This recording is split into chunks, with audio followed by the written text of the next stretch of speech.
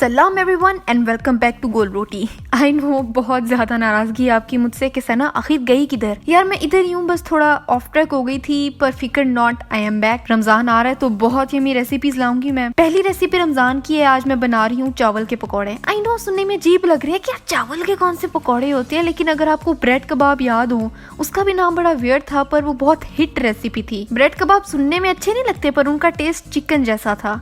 Same ये भी वैसे ही है, पता नहीं क्यों, लेकिन इन चावलों के पकौड़ों में से चिकन नगेट्स का टेस्ट आता है। मैं मजाक नहीं कर रही। शुरू करेंगे 1 कप उबले हुए चावलों से। वो चावल के जो बच जाते हैं आइडियल है इन पकौड़ों के लिए। एक तो स्नैक भी बन जाता है और फिर चावल जाया भी नहीं होते।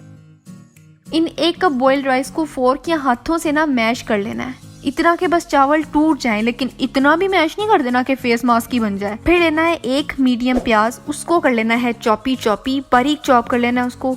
जितना बारीक होगा उतना बेहतर होगा, लेकिन अगर आपको मोटा प्याज पसंद है, अगर आपको क्रंच अच्छा लगता है तो फिर मोटा प्याज काट लो, मर्जी थोड़ी।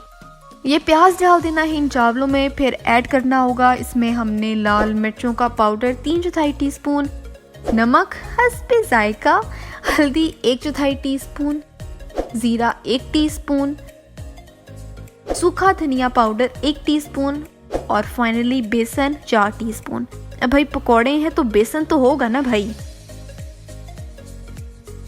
फिर एक अंडा लेना, उसको 2 मीटर की दूरी से तोड़ के ऐड करना। अगर अंडा ऐड नहीं करना चाहते तो 4 या 5 टेबलस्पून पानी ऐड किया जा सकता है, लेकिन अंडे से ना बाइंडिंग बहुत अच्छी होती है। सारा कुछ इतने अच्छे से चिपकता है ना आपस में कि एक जर्रा भी फ्राइंग के दौरान भुसकता नजर नहीं आता। इन सबको बहुत अच्छे से मिक्सी कर लेना है। हाथों से करोगे तो बेस्ट होगा, फोर्क से करोगे तो थोड़ी मेहनत लगेगी।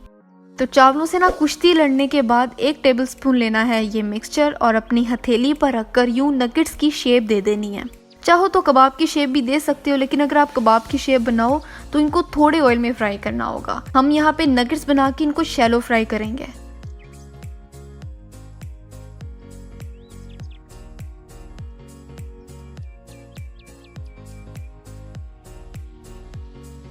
जब सारे चावलों की शेप यूं बन जाए तो फिर हमने लेना है एक पैन, उसमें डाल देना है ऑयल फ्राइंग के लिए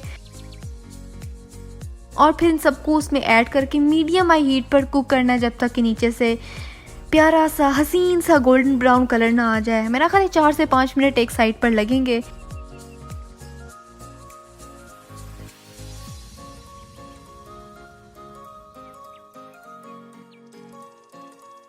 उन्हें फिर हमने कर देना है फ्लिप और 3 से 4 मिनट दूसरी साइड पर भी इसको कुक करेंगे।